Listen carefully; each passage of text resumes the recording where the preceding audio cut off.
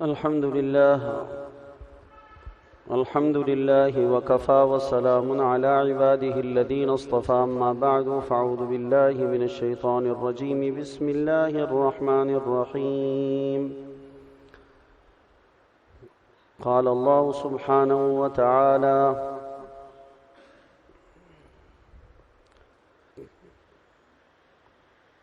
الله الذي خلقكم من ضعف ثم جعل من بعد ضعف قوة ثم جعل من بعد قوة ضعفا وشيبة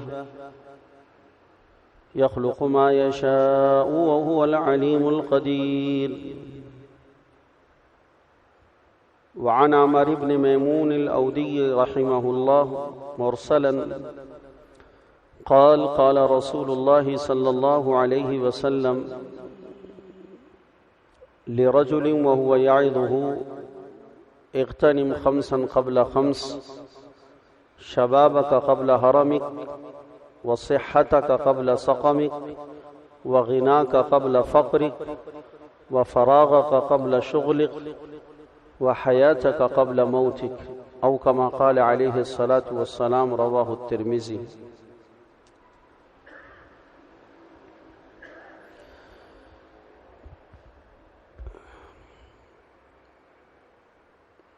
حضرت عمر ابن میمون اودی رحمہ اللہ ایک کبار تابعین کے اندر ہیں، کوفہ کے رہنے والے تھے. حضرت رسول اللہ صلی اللہ علیہ وسلم کے زمانے کے اندر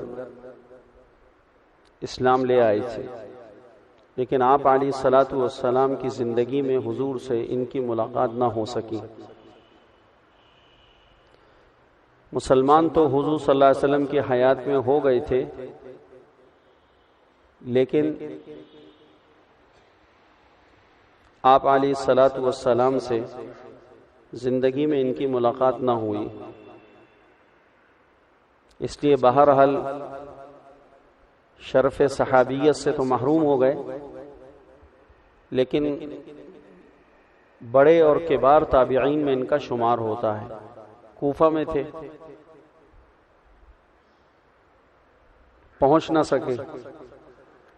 مدینہ منورہ میں حضور صلی اللہ علیہ وسلم کا وصال ہو گیا، لیکن صحابہ میں ایک بڑی جماعت کے ساتھ ان کا ملنا اور صحابہ سے روایت کا کرنا احادیث میں آتا ہے. تو ان کا نام ہے عمر ابن میمون.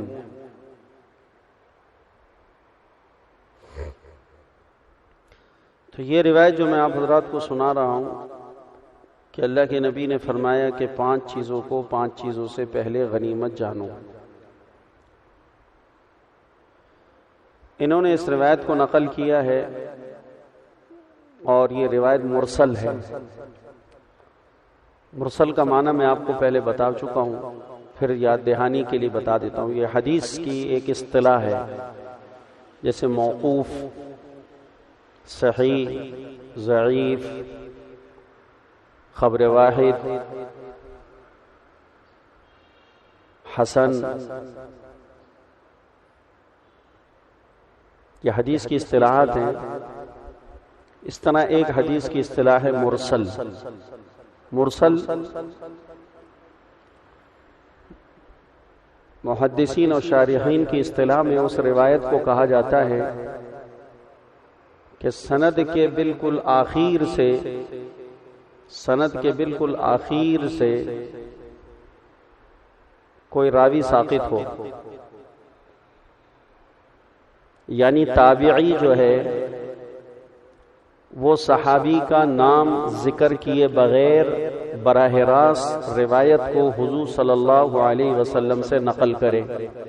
اب روایت یعنی سند ہم سے چلتے چلتے حضور تک جاری، تو سب سے آخر کے اندر جو راوی ہوگا وہ صحابی ہوگا، چونکہ حضور سے ہی صحابہ سنتے تھے بات اور آگے نقل کرتے تھے. جن کو سناتے تھے وہ تابعین تھے. تو سند کے اندر سند میں آخر سے اگر کوئی راوی ساقط ہو، راوی کا ذکر نہ ہو، اور تابعی براہ راست روایت کو رسول اکرم صلی اللہ علیہ وسلم سے بیان کریں اور نقل کریں تو ایسی روایات کو محدثین کی اصطلاح میں حدیث مرسل کہا جاتا ہے.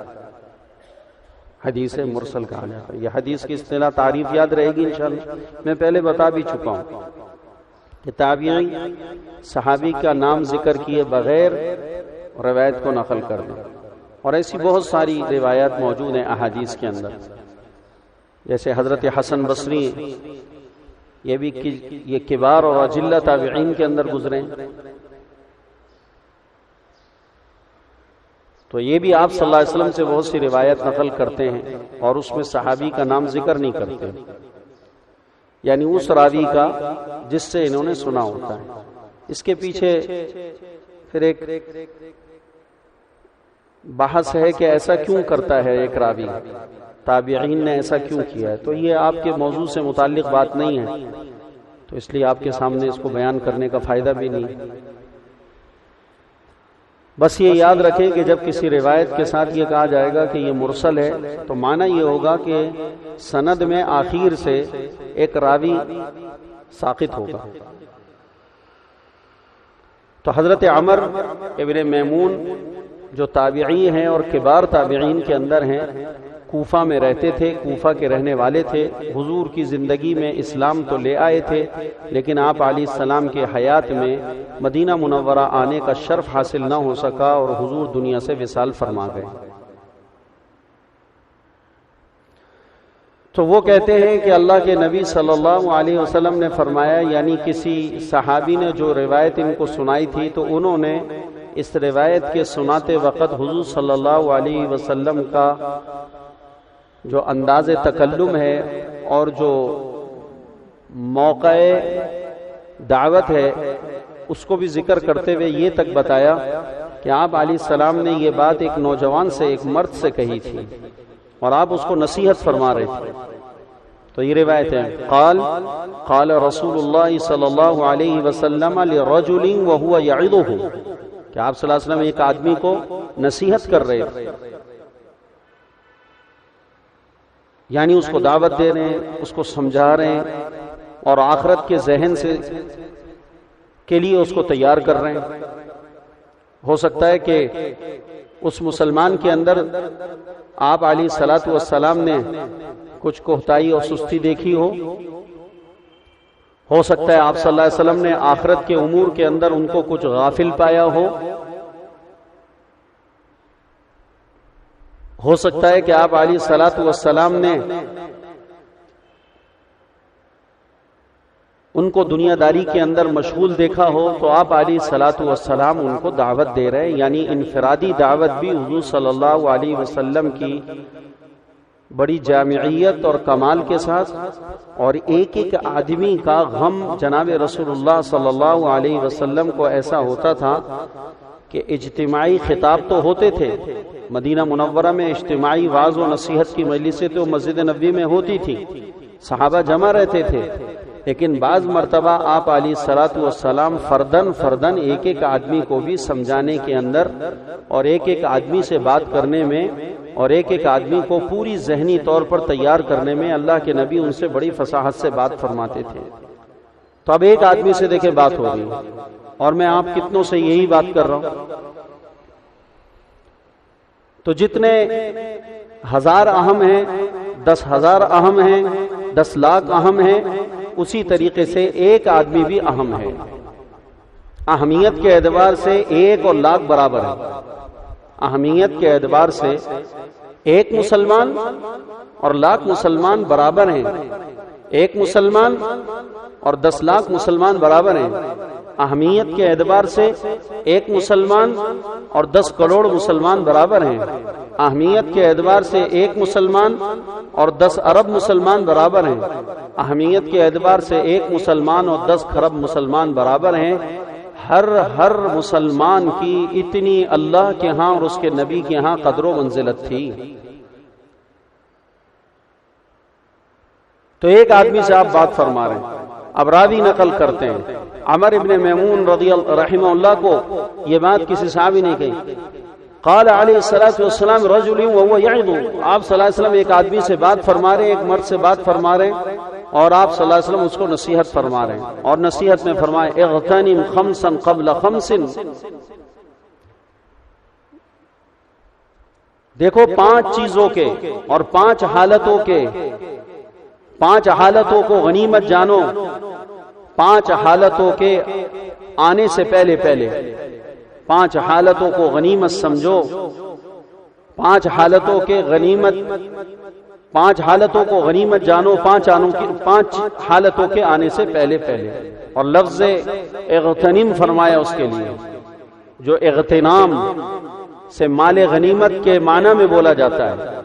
مجاہدین کو جو کفار سے، حربی کافروں سے جنگ کے دوران لڑائی کے بعد جو مال ان سے ملتا ہے اس کو مال غنیمت کہا جاتا ہے، لیکن یہ مال غنیمت جس طرح میدان میں جہاد کے بعد کافروں سے فتح کے بعد جو ان سے مال ملتا ہے اس کو مال غنیمت کہا جاتا ہے، اسی طرح بعض مرتبہ مال غنیمت اس مال کو بھی کہا جاتا ہے جو بغیر کسی تکلیف اور مشقت اور مجاہدے کے اور بغیر کسی استحقاق کے کسی کی طرف سے کسی کو دے دیا جائے، وہ مال بھی مال غنیمت ہے۔ کوئی تکلیف نہیں اٹھائی، کوئی مجاہدہ اور محنت نہیں کری، کوئی استحقاق نہیں تھا، کوئی حق نہیں تھا، لیکن بغیر استحقاق کے، بغیر محنت کے، بغیر طلب کے، بغیر مانگے ہوئے، بغیر کوشش کے، بغیر مطالبے کے، بغیر سوال کے، کسی دینے والے نے اپنے طور کے اوپر سامنے والے پر احسان کرتے ہوئے اس کو وہ مال دے دیا، اس مال کو بھی مال غنیمت کہا جاتا ہے بعض حالتوں میں۔ تو اس حدیث کے اندر جو اغتنم کا لفظ آیا ہے یہ اسی معنی کے اعتبار سے ہے، اسی معنی کے اعتبار سے ہے کہ اللہ کے پیارے نبی علیہ الصلوۃ والسلام نے فرمایا کہ 5 نعمتوں کو، 5 حالتوں کو، 5 چیزوں کو غنیمت جانو 5 چیزوں کے پیش آنے سے پہلے۔ اب کو میں آپ کو گنواتا ہوں، پھر آپ کہیں گے بات بالکل صحیح ہے اپنی جگہ۔ فرمایا شبابک قبل حرمک، جوانی کو غنیمت جانو بڑھاپا آنے سے پہلے۔ تو بتاؤ ہم میں سے کون سا جوان ایسا بیٹھا ہے کہ جس نے اس جوانی کو کافروں سے میدان میں جنگ کر کر، لڑائی کر کر، مجاہدہ کر کر اور ان سے چھین کر یہ جوانی لی ہو؟ کوئی جوان ایسا بیٹھا ہے؟ ہر جوان یہ کہے گا کہ میرے پاس جو جوانی ہے یا میرے پاس سے ہو کے گزر گئی، یہ جوانی براہ راست کسی دینے والے نے بغیر استحقاق کے، بغیر مطالبے کے، بغیر چاہت کے، بغیر سوال کے، بغیر کسی تکلیف کے، بغیر کسی محنت و مزدوری کے کسی دینے والے نے اپنے فضل سے دی تھی۔ وہ کون ہے دینے والا؟ بولو بھائی کون ہے؟ وہ اللہ دینے والا ہے۔ کسی بھی جوان کے پاس جو جوانی ہے وہ جوانی براہ راست اللہ تعالیٰ نے اس کی محنت، اس کی مشقت، اس کی تکلیف، اس کا مجاہدہ، اس کی مزدوری اور اس کی کاوشیں اور اس کا سوال اس کے بغیر اللہ نے عطا کی ہے، اس کے بغیر اللہ نے دی ہے۔ تو اب دینے والا اگر بغیر استحقاق کے دے رہا ہو، حق نہیں ہے ہمارا، اور بغیر محنت کے دے رہا ہو اور بغیر سوال کے دے رہا ہو، اور دینے کے بعد اتنی سی بات کر دے کہ دیکھو نعمت میں نے بہت بڑی دی ہے اور تمہارا حق تو نہیں تھا، اس لیے کہ جو انسان دنیا میں پیدا ہو جوان ہونا اس کا حق ہے۔ اگر یہ بات ہوتی تو کتنے ہی بچے ایسے ہیں جو بچپنے میں مر جاتے ہیں، پھر وہ نہ مرتے، ان کو تو ان کے حق سے اللہ نے پھر محروم کر دیا گویا کہ۔ اللہ کہتے ہیں میں تو ظالم نہیں ہوں۔ کتنے بچے ہیں جو پیدائش کے بعد مر جاتے ہیں، سن بلوغت میں پہنچنے سے پہلے مر جاتے ہیں، 15 سال کی عمر میں پہنچنے سے پہلے وفات پا جاتے ہیں، ان کو بلوغت نہیں ملتی۔ 7 میں مر گیا، 4 میں مر گیا، 5 سال میں مر گیا، 10 سال میں مر گیا، 11-12 سال کا بچہ مر گیا، نوزائیدہ بچہ مر گیا، ماں کے پیٹ میں بچہ مر جاتا ہے۔ ہارٹ بیٹ بھی ہے، پورے 9 مہینے اور 8 مہینے کا بھی ہو چکا ہے، زندگی کے آثار بھی ہیں، اب قریب ہے دنیا میں آنے والا ہے، اس سے پہلے اللہ کا امر اس کی طرف آتا ہے، اور اللہ کے امر سے وہ بچہ دنیا میں آنے سے پہلے ہی، اس دنیا میں سانس لینے سے پہلے ہی اللہ کے بعد واپس چلا جاتا ہے۔ تو پتہ چلا کہ جوانی کا انسان کے لیے ملنا یہ اس کا کوئی حق نہیں ہے، یہ اس کا حق نہیں ہے، بغیر حق کے اللہ نے دے دی۔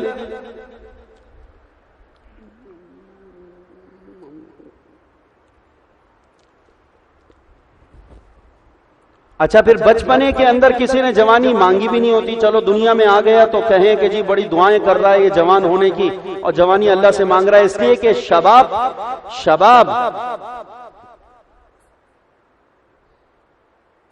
جوانی اس کی جو عیش و عشرت ہے، اور اس کی جو ترنگ اور مزے ہیں، اور اس کے جو اپنے انداز ہیں، اس سے ایک نابالغ بچہ، چھوٹا معصوم بچہ بالکل ناواقف ہوتا ہے، اس لیے بچپن میں وہ دعا بھی نہیں کرتا کہ اللہ مجھے جوان کر دے۔ سب کچھ مانگے گا بچہ آپ سے، روٹی مانگے گا، کپڑا مانگے گا، کھلونا مانگے گا، دودھ مانگے گا، جوتے مانگے گا، موزے مانگے گا، کتابیں مانگے گا، اور کھلونے مانگے گا، اور جناب آئس کریم مانگے گا، سب کچھ مانگے گا، اور سب کچھ، اور ماں باپ کہیں گے اللہ سے مانگو، اللہ سے مانگو، اور جناب وہ بچہ کبھی بھی نہیں کہے گا کہ مجھے امی جوانی چاہیے، مجھے جوانی چاہیے، مجھے جوانی دے۔ اس کو پتہ ہی نہیں جوانی کیا ہوتی ہے، یہ تو جوانوں کو پتہ ہے جوانی کیا ہوتی ہے، تو اس نے مانگا نہیں ہے۔ اس لیے لفظ اغتنم سے لے کر آئے، میں اس میں بڑا غور کیا، تو بغیر کسی طلب کے کسی کو کوئی چیز مل جائے، اس کو بھی مال غنیمت کہا جاتا ہے۔ اس سے کہا تابعی کہتے ہیں قال علیہ الصلاة والسلام لرجل وهو يعظ اغتنم اغتنم اغتنم، غنیمت جانو، اللہ نے تمہارے کو دیکھو جوانی دی ہے، اور اللہ نے کتنی بہترین نعمت تمہارے کو بغیر کسی استحقاق کے دے دی ہے، بڑی چیز اللہ نے دے دی۔ دوسری چیز پر آ جائے، وَصِحَّتَكَ قَبْلَ سَقَمِكَ، اور فرمایا کہ صحت کو غنیمت جانو بیماری آنے سے پہلے۔ تو آپ بتائیں ہم میں سے کسی بھی انسان کا کہ بدن کا تندرست ہونا، ہمارے بدن کا تندرست ہونا، ہمارے اعضاء کا معذوری سے پاک ہونا، اور ہمارے پاس جسم میں قوت و توانائی کا ہونا، یہ ہم میں سے کس کا حق ہے، اور کس نے اللہ تعالیٰ سے اپنی پیدائش سے پہلے یا ماں کے پیٹ میں یا بچپن میں اس کو اللہ نے سے اس نے مانگا تھا کہ اللہ تو ہمیں صحت مند بنانا، ہمارے کو نابینا نہ بنانا، یا اللہ تو ہمیں دونوں ہاتھ دینا، ایک ہاتھ نہ دینا، ہمیں دونوں پیر عطا کرنا، ایک پیر نہ دینا۔ جب ہمیں تو پیدا کرنے کا اور وجود دینے کا ارادہ ہو تو یا اللہ 2 ہاتھ والا، 2 پیروں والا، 2 آنکھوں والا، 2 کانوں والا، زبان والا، دل دماغ والا، اور پوری صحت و تندرستی ظاہری اور باطنی حال کے ساتھ تو ہمارے کو دنیا کے اندر بھیجنا، اس کے بغیر نہ بھیجنا۔ ہم میں سے کسی نے مانگا اللہ سے؟ اللہ نے اپنے فضل سے، اللہ نے اپنی مہربانی سے، اور اللہ نے اپنے ارادے سے، اللہ تعالیٰ نے ہمارے کو صحت عطا فرمائی، اور اس صحت میں اللہ سبحانہ و تعالیٰ بغیر استحقاق کے ہمیں صحت دے رہے ہیں، اس لیے کہ صحت کا ملنا انسان کا حق نہیں ہے۔ اگر صحت کا ملنا انسان کا حق ہوتا تو اللہ تعالیٰ پیدائشی طور پر انسانوں میں کتنے ہی انسانوں کو معذور نہ پیدا کرتا۔ کتنے لنگڑے ہیں، کتنے لولے ہیں، کتنے اندھے ہیں، کتنے گونگے ہیں، کتنے بہرے ہیں، اور کتنے جسم سے معذور ہیں، اور کتنے دماغ کے بالکل خالی الذہن ہیں، مغفل ہیں، مبہوت ہیں۔ اللہ پاک نے ان کو پیدا کیا۔ اور تیسری چیز جو اس حدیث کے اندر ذکر کی گئی کہ آپ علیہ الصلوۃ والسلام نے ان کو نصیحت کری کہ دیکھو یہ چیزیں ہیں جو اللہ تعالیٰ نے تمہیں دی ہیں، اور یہ چیزیں اللہ پاک نے عطا کی۔ تو تیسری چیز فرمائی کہ وغنا کا قبل فقرک، اور مالداری کو، دولت کو، تونگری کو، غنا کو تم غنیمت جانو محتاجگی آنے سے پہلے پہلے۔ تو اب ہم میں سے جس کے پاس بھی جو دولت اور جو پیسہ موجود ہے، یہ پیسہ ہمارا ہے، یہ پیسہ ہم نے کمایا ہے، یہ پیسہ ہم محنت سے لائے ہیں، یا اللہ سبحانہ و تعالی نے یہ سب کچھ ہمارے دنیا میں آنے سے پہلے مقدر میں لکھ دیا تھا، اس لیے ہمیں ملا ہے؟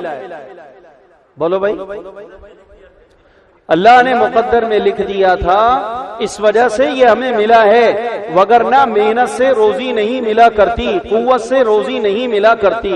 روزی کا تعلق محنت اور قوت سے نہیں ہے، اور فن اور ہنر سے نہیں ہے، روزی کا تعلق تو اللہ کی تقسیم سے ہے۔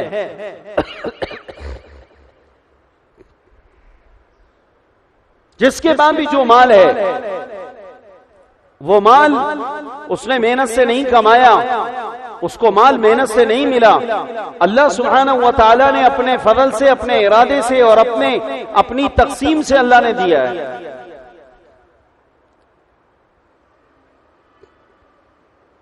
اس کا زمین سے کوئی تعلق نہیں ہے، اس کا تعلق آسمانوں سے۔ وَفِي السَّمَاءِ رِزْقُكُمْ وَمَا تُوعَدُونَ، اور تمہارا رزق آسمانوں میں ہے، اور جس چیز کا تم سے وعدہ کیا گیا ہے وہ وعدہ، وہ سب کے سب وعدے آسمانوں سے اترتے ہیں۔ جو کچھ بھی جس کو ملتا ہے وہ آسمانوں سے اتر رہا ہے۔ زمین اس کے لیے مظہر بنتی ہے، دکان اس کے لیے مظہر بنتی ہے، کارخانہ اس کے لیے مظہر بنتا ہے، آفس اور فیکٹری اس کے لیے مظہر بنتی ہے، ورنہ دینے والی ذات اللہ کی ہے، کارخانوں سے نہیں مل رہا ہے، دکانوں سے نہیں مل رہا ہے، آفسوں سے اور ڈگریوں سے نہیں مل رہا ہے۔ جیسا کہ اس کی مثال ہے کہ اس پنکھے کے اندر سے بجلی نکلتی ہوئی نظر آ رہی ہے جس کی وجہ سے یہ گھوم رہا ہے، یہ بلب کے اندر سے روشنی نکلتی ہوئی نظر آ رہی ہے جو جل رہا ہے، لیکن اصل حقیقت یہ ہے کہ نہ اس پنکھے میں بجلی ہے نہ اس بلب میں بجلی ہے، یہاں سے نکلتی ہوئی ظاہر ہوتی ہوئی نظر آ رہی ہے، حقیقت کے اندر بجلی تو پاور ہاؤس سے ہے جو اس میں آ رہی ہے۔ اگر پاور ہاؤس سے اس پنکھے کا اور اس بلب کا تعلق کاٹ دیا جائے تو پنکھا ہوگا، لائٹ ہوگی اور روشنی نہ ہوگی، پنکھا ہوگا ہوا نہیں دے گا، پنکھا ہوگا ہوا نہیں دے گا، فریج ہوگا چیزوں کو ٹھنڈا نہیں کرے گا، اے سی ہوگا کمرے کو ٹھنڈا نہیں کرے گا، اے سی سے کمرہ ٹھنڈا نہیں ہوتا، وہ تو اس سے ہوتا ہوا نظر آ رہا ہے۔ جو آنکھ کا دھوکہ ہے، اصل کے اندر تو پیچھے سے ایک طاقت ہے جو اس کے ساتھ جڑی ہوئی ہے، اس طاقت کے کرشمے کی وجہ سے کمرہ ٹھنڈا ہو رہا ہے، اس کی وجہ سے پانی فریج کے اندر اور سامان ٹھنڈا ہو رہا ہے، اس کی وجہ سے بلب کے اندر روشنی نکل رہی ہے۔ اگر اس سے تعلق اس کا ختم کر دیا جائے تو یہ سب کچھ ہونے کے باوجود بھی کسی کام کے نہیں ہے۔ تو دکان، کارخانہ، نوکری، ڈگریاں، ہنر اور فن، یہ اس سے آدمی نہیں پلتا، بلکہ آدمی پلتا براہ راست اللہ کے خزانوں سے۔ تو فرمایا وَغِنَا کا قبل فقرک، اور تم غنا کو، مالداری کو تم غنیمت جانو کہ اللہ تعالیٰ نے بغیر استحقاق کے تمہیں یہ مال عطا کر دیا ہے۔ مال کا ملنا یہ استحقاق نہیں ہے، اگر مال کا ملنا استحقاق ہوتا تو دنیا میں کوئی بھی فقیر نہ ہوتا، کوئی بھی تنگ دست نہ ہوتا، کوئی بھی بھوکا اور ننگا نہ ہوتا، کوئی بھی بغیر چھت کے اور گھر کے نہ ہوتا۔ لیکن ہم دنیا میں دیکھ رہے ہیں کہ دنیا کے اندر فقر و فاقہ ہے، دنیا میں تنگ دستی ہے، دنیا میں بھوک ہے، اور دنیا کے اندر افلاس ہے، اور دنیا کے اندر انسان پریشان ہے، اور اس کے بعد مال نہیں ہے، اور کوششوں کے باوجود بھی، محنت کے باوجود بھی اس کے مال ہاتھ میں نہیں آ رہا۔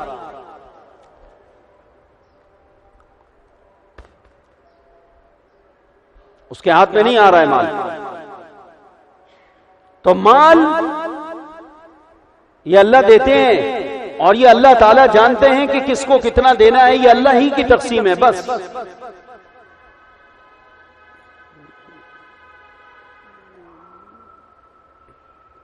اسی اللہ کی تقسیم پہ راضی رہنا چاہیے آدمی کو. تو دیکھیں 3 نعمتیں ہو گئیں، اور چوتھی نعمت فرمایا وفراغ قبل شغلک، اور تم اپنی فرصت کو، اپنی فراغت کو غنیمت جانو اس سے پہلے کہ تمہارے کو مشغول کر دیا جائے. کہ اللہ تعالیٰ نے کسی کو اگر فارغ بنایا ہے اور اس کے بعد عبادت کے لیے، اور اس کے بعد اللہ کے ذکر کے لیے، اور اس کے پاس دعا کے لیے، اور اس کے پاس تبلیغ کے لیے، اور اس کے پاس اللہ کے دین کے لیے اس کے بعد وقت موجود ہے، تو اس وقت کی قیمت کو سمجھے اور اس فراغت کو غنیمت جانے اس سے پہلے کہ اللہ تعالیٰ اس آدمی کے اوپر کوئی مشغولیت کا ایسا عذاب لے آئے کہ اس کے بعد اگر وہ چاہے بھی عبادت کرنا تو ٹائم نہیں مل رہا. نماز پڑھنا چاہتا ہے اس کو فرصت نہیں ہے، قرآن پڑھنا چاہتا ہے اس کو فرصت نہیں ہے، حافظ بننا چاہتا ہے اس کو فرصت نہیں ہے، دعا کرنا چاہتا ہے اس کو فرصت نہیں ہے. اللہ کی یہ بہت بڑی نعمت اور توفیق ہے کہ اللہ کسی کو فارغ کر دے، اللہ اس کو فرصت دے دے. اور یہاں مسلمانوں کو تو بڑی فرصت ہے، بڑی فرصت. ان کا بیچاروں کا ٹائم ہی نہیں گزرتا. یہ بیٹھ کے گپ شپ لگاتے ہیں اور حقہ کڑکڑاتے ہیں اور جناب ایران توران پہ باتیں کرتے ہیں اور بیٹھ جاتے ہیں. ان کا وقت ہی نہیں گزر رہا ہوتا کہ کیسے ہم اپنا وقت گزاریں. ٹائم گزارنے کے لیے کوئی تاش کھیل رہا ہے، کوئی جناب جو ہے نا وہ سیاست کی باتیں کر رہا ہے، کوئی کسی چیز میں لگ جاتا ہے، کوئی کسی میں لگ جاتا ہے. ان کے پاس اتنا وقت ہے کہ وقت گزر کے نہیں دیتا. پوچھو کیا کر رہے ہو؟ بھائی ٹائم پاس کر رہے ہیں. اللہ نے ٹائم پاس کرنے کے لیے تو نہیں دیا، یہ تو فرصت اللہ نے عطا فرمائی تھی، اس فرصت سے فائدہ اٹھا لیتے. اس کا افسوس ہمیں آج نہیں ہونا، اس کا افسوس ہمیں کل ہونا ہے، کل ہونا ہے. اور اتنا بڑا ہونا ہے، اتنا بڑا ہونا ہے کہ ہم اور آپ اس کا اندازہ نہیں کر سکتے کہ فراغت کو ضائع کرنے کا جو افسوس ہے وہ کتنا بڑا ہے. جنت میں کوئی عذاب نہیں ہے، جنت میں کوئی کلفت نہیں ہے، کوئی تکلیف نہیں ہے، کوئی جنت کے اندر احساس اور ٹینشن نہیں ہے. لیکن حضور نے فرمایا کہ ایک ٹینشن جنت میں جانے کے بعد بھی جنتی کو رہے گا، ایک حسرت رہے گی. عجیب بات ہے، ایک حسرت رہے گی کہ حضور نے فرمایا لیسا یتحسر اہل الجنت الا ساعۃ مرت بهم لم يذكر الله تعالی فيها. اہل جنت کو جنت میں جانے کے بعد کسی بھی چیز کا قلق اور افسوس نہیں ہوگا، ہاں بجز اس گھڑی کے جو دنیا میں اللہ کے ذکر اور اللہ کی یاد کے بغیر گزر گئی ہے، اس کا جنتی کو جنت میں جانے کے بعد بھی افسوس ہوگا اور ہمیشہ رہے گا، ہمیشہ رہے گا. جب تک جنت باقی، جب تک یہ ٹینشن باقی، جب تک جنت باقی، جب تک یہ حسرت باقی، جب تک جنتی جنت میں، اس وقت تک یہ افسوس جنت میں لگا رہے گا. اس کے علاوہ کوئی بھی قلق اور افسوس کا تعلق جنت سے نہیں ہے. ایک ٹینشن ہے جنتی کو ضرور، اس کی وجہ یہ ہے کہ وہاں پر صرف ایک مرتبہ لفظ سبحان اللہ، لفظ سبحان اللہ بولیں، لفظ سبحان اللہ مجھ سے زیادہ کہہ کر آنے والے کی جنت مجھ سے اتنی اوپر کی جنت ہوگی کہ جب جنت میں جنتی سوال کرے گا اپنی اوپر والی جنت والے کے بارے میں رضوانوں سے، فرشتوں سے، کہ اس اللہ کے بندے کو یہ جنت اور یہ درجہ اور یہ مقام کیوں دیا گیا ہے؟ دنیا میں اس کی ایسی کون سی نیکی تھی جس کی وجہ سے اس کو مجھ سے اتنا اوپر کر دیا گیا اور اتنی اعلیٰ نعمتوں والی جنت میں اس کو پہنچا دیا گیا؟ تو جنت کا رضوان یہ کہے گا کہ اے جنتی، اس جنتی کی نعمت اس وجہ سے تجھ سے زیادہ ہو گئی کہ تیری اور اس کی نعمتیں اگرچہ برابر تھیں، لیکن اس کے صحیفے میں ایک مرتبہ تجھ سے زیادہ سبحان اللہ نکل آیا. صرف ایک مرتبہ اس کا سبحان اللہ تجھ سے زیادہ ہوا ہے، ایک مرتبہ الحمدللہ زیادہ ہوا ہے، ایک مرتبہ اللہ اکبر زیادہ ہوا ہے، اور ایک مرتبہ تجھ سے انار کا دانہ صدقے کا زیادہ ہوا ہے. ایک مرتبہ کی کھجور تجھ سے زیادہ ہوئی ہے. ایک کھجور تجھ سے زیادہ ہے. وَنَضَعُ الْمَوَازِينَ الْقِسْطَ لِيَوْمِ الْقِيَامَةِ فَلَا تُظْلَمُ نَفْسٌ شَيْئًا. اللہ تعالیٰ فرماتے ہیں ہم قیامت کے دن لوگوں کے لیے میزان کو قائم کریں گے انصاف کے ساتھ. امام بخاری نے اس پر ہی روایت کو ختم کیا ہے. وَنَضَعُ الْمَوَازِينَ الْقِسْطَ لِيَوْمِ الْقِيَامَةِ فَلَا تُظْلَمُ نَفْسٌ شَيْئًا وَإِن كَانَ مِثْقَالَ حَبَّةٍ مِّنْ خَرْدَلٍ أَتَيْنَا بِهَا وَكَفَى بِنَا حَاسِبِينَ. اگر کسی نے ایک رائی کے دانے کے برابر بھی کوئی نیکی کی ہوگی تو ہم اس کو بھی اس کے میزان میں اور اس کے صحیفے میں لا کر تول دیں گے اور اس کو لے کر آئیں گے. رائی کے دانے کے برابر نیکی زیادہ ہے. رائی کے دانے کے برابر بھی نیکی زیادہ ہے. تو وہ رائی کے دانے کے برابر جو نیکی زیادہ ہوئی ہے اس کو ترازو میں لا کے رکھا جائے گا. تو جس کے صحیفے میں وہ رائی کے دانے کے برابر نیکی اپنے بھائی کے برابر نہیں ہے, دوسرے کی زیادہ ہو گئی, بس اس کی جنت کہاں جا رہی ہوگی یہ بیچارہ اس کو دیکھ کر ہی افسوس کرتا رہے گا. ہائے یہ رائی کے دانے کی نیکی میں کر آتا تو مجھے یہ مقام مل جاتا. اچھا یہی ٹینشن اس کو اوپر والے سے ہے, اس کو اس سے ہے اور اس کو اس سے ہے. وہ اوپر والے سے پوچھے گا کہ یہ جو میرے اوپر والا ہے اس کو یہ نعمت کیوں ملی ہے؟ رضوان کہے گا کہ یہ تجھ سے ایک مرتبہ زیادہ ایک صدقہ کر آیا, تیرے اور اس کے صدقے اور نیکیاں برابر ہو گئی, لیکن اس کے صحیفے میں سے ایک کھجور کا دانہ تیرے کھجور کے دانوں سے زیادہ نکل آیا. صرف ایک کھجور کا دانہ. وَنَضَعُ الْمَوَازِينَ الْقِسْطَ لِيَوْمِ الْقِيَامَةِ فَلَا تُظْلَمُ نَفْسٌ شَيْئًا. علامہ آلوسی رحمہ اللہ نے, جو مفتی بغداد یا مفتی اعظم تھے بغداد کے, روح المعانی کے اندر لکھا ہے اس آیت کے تحت کہ داؤد علیہ نبینا علیہ الصلوۃ والسلام نے اللہ تعالیٰ سے کہا کہ اللہ تو اپنے بندوں کے اعمال کو تولنے کے لیے ترازو کو لے کر آئے گا تو اتنے انسانوں کے جو اعمال ہیں یہ کون سے ترازو میں تولے جائیں گے؟ ترازو کتنا بڑا ہوگا؟ تو یا اللہ میں وہ ترازو دیکھنا چاہتا ہوں.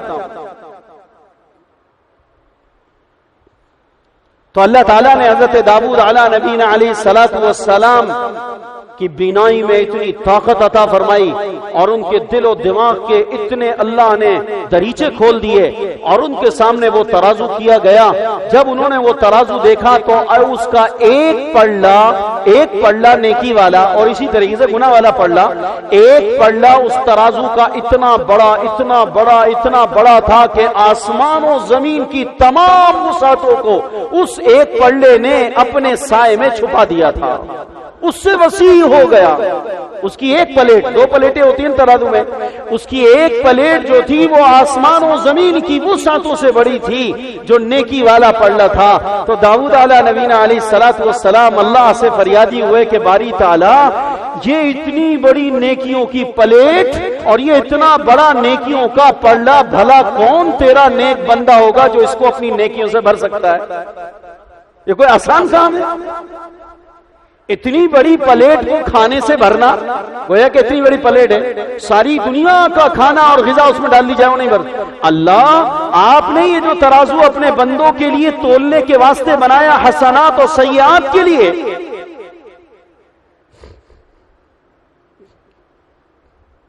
تو اے باری تعالیٰ اس نیکی کے پلڑے کو کون سا ایمان والا اور کون سا تیرا ولی اور نیک بندہ ہوگا جو اس کو بھر سکتا ہے؟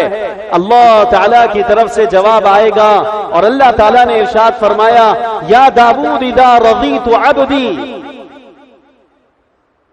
اے میرے بندے داؤد جب میں اپنے کسی بندے سے خوش اور راضی ہو جاتا ہوں تم کہتے ہو کہ اتنے بڑے نیکی کے پڑھنے کو کون سا اللہ کا نیک بندہ اپنی نیکیوں سے بھر سکتا ہے؟ سنو، میرے نزدیک تم لوگوں کی نیکیوں کی کیا قدر و منزلت ہے۔ جب میرا کوئی بندہ مجھے راضی کرتا ہے اور مجھے راضی کرنے والے کاموں میں لگ جاتا ہے اور میں اس سے راضی ہو جاتا ہوں اور اس کے بعد وہ مجھے خوش کرتا ہے اور میں اس سے خوش ہوتا ہوں، تو جب وہ میرے نام پر ایک کھجور کا ٹکڑا صدقہ کرتا ہے تو میں اس کی اس نیکی کو پال کر اتنا بڑا کر دیتا ہوں کہ ایک نیکی اس ترازو کو بھر دیتی ہے۔ ایک کھجور کا دانہ میں پال کر اس کی نیکی کو اتنا بڑھاتا ہوں کہ جس بندے سے میں راضی ہو جاتا ہوں میرے اس بندے کی ایک ایک نیکی اتنی بڑھ کر آ رہی ہوتی ہے، اور حجم میں اتنا وزن لیے ہوئے اور حجم میں اتنی بڑی اپنی وہ جسامت بنائے ہوئے ہوتی ہے کہ میرے بندے کا ایک کھجور کا دانہ جو اس نے اپنے اللہ کو راضی کرنے کے لیے دوسرے بھائی پر خرچ کیا ہے، دوسری مخلوق پر خرچ کیا ہے، اس کھجور کے دانے کو میں اتنا بڑھا کر اور اتنی بڑی نیکی بنا کر اس کے صحیفے میں رکھتا ہوں اور ترازو میں رکھتا ہوں کہ ایک کھجور کا دانہ حسنات کے اس پڑھلے کو پورا کا پورا بھر دیتا ہے۔ اس لیے بعض حضرات نے یہاں پر عجیب توجیہ کی ہے، انہوں نے کہا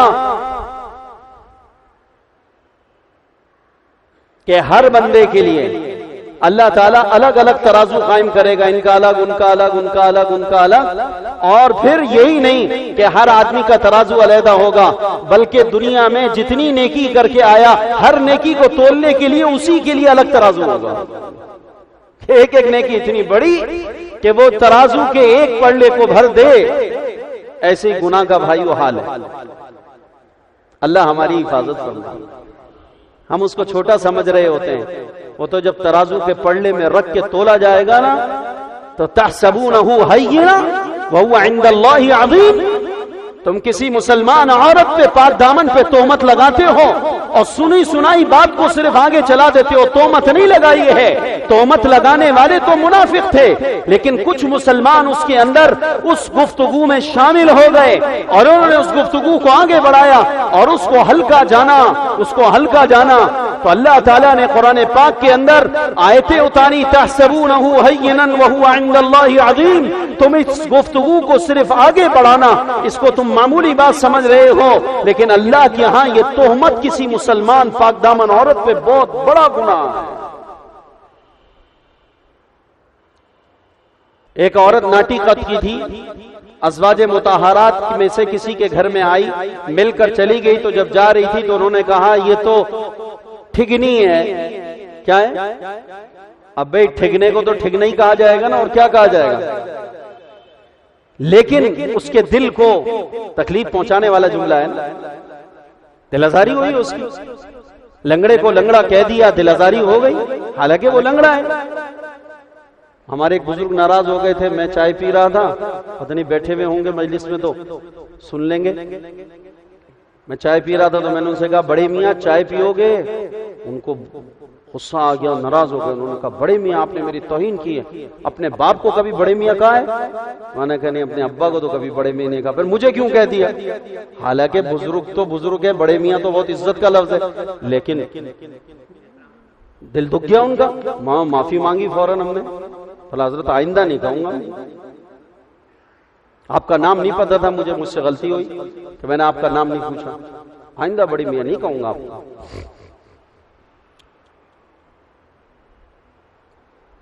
لیکن اب وہ ناٹے قد والی کو ناٹے قد والا کہہ دیا، جناب رسول اللہ صلی اللہ علیہ وسلم نے سن لیا، آپ نے فرمایا او اللہ کی بندی، یہ جو جملہ تو نے اپنی بہن کے بارے میں اس کے پیٹھ پیچھے کہا ہے، اگر یہ جملہ تیرا 7 میٹھے سمندروں میں ڈال دیا جائے تو اس میں اتنی زہر اور کرواہٹ ہے کہ 7 میٹھے سمندروں کو تیرا یہ جملہ بالکل کڑوا کر دے گا۔ تیرا یہ جملہ بالکل پانی کو کڑوا کر دے گا اگر 7 میٹھے سمندروں میں یہ جملہ ڈال دیا جائے۔ اللہ کے نبی نے ایسے تربیت فرمائی۔ اس لیے اسلام کے اندر غلام کو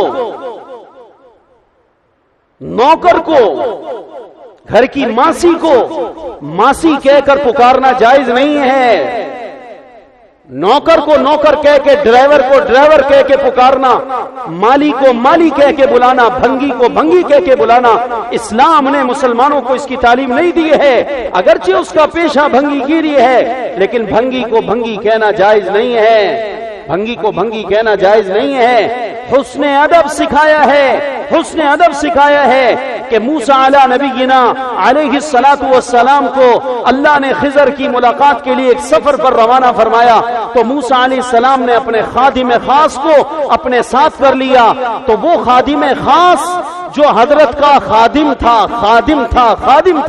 اور تھا بھی خادم نبی کا، نبی بھی اولو العزم ہے، لیکن اللہ نے جب موسیٰ کلیم اللہ کا قرآن میں ذکر کیا اور ان کے خادم کا ذکر کیا تو خادم کو خادم کہہ کر نہ پکارا، بلکہ خادم کو اللہ نے جوان کہہ کے پکارا۔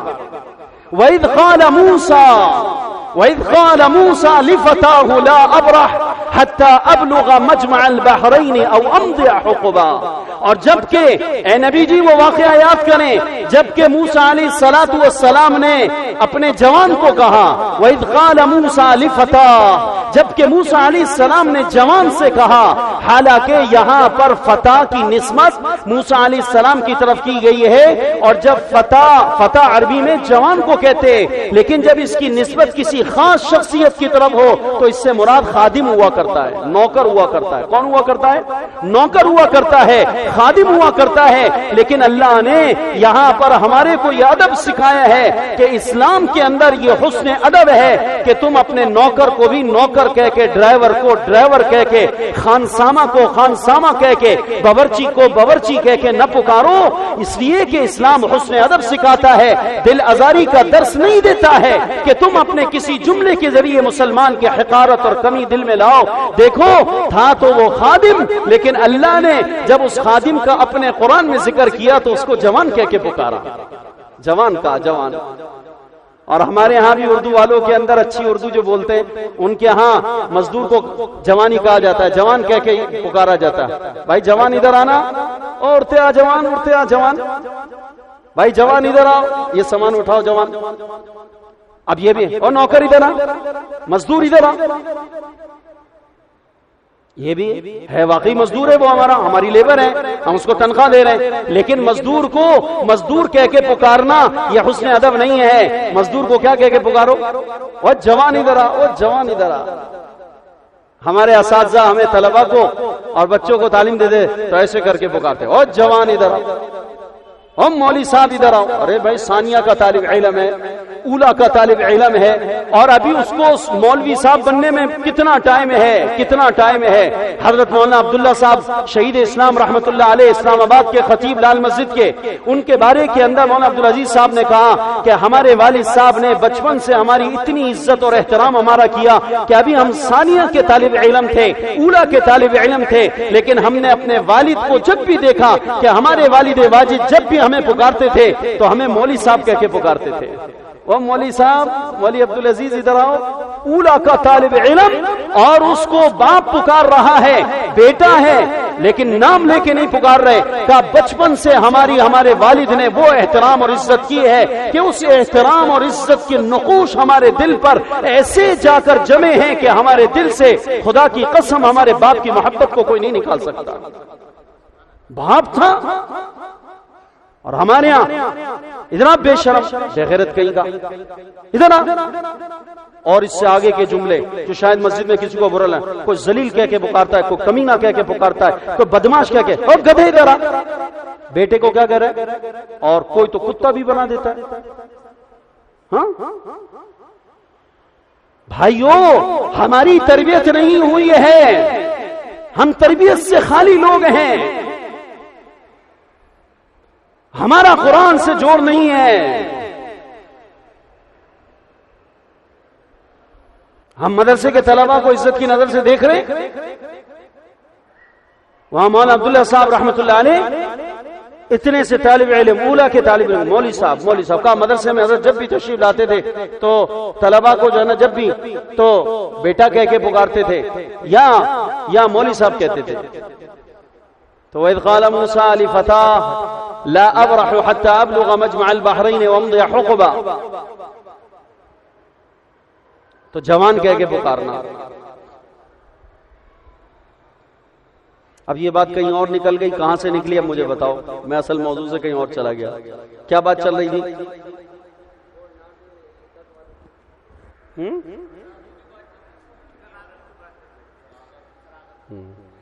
شاباش. نیکی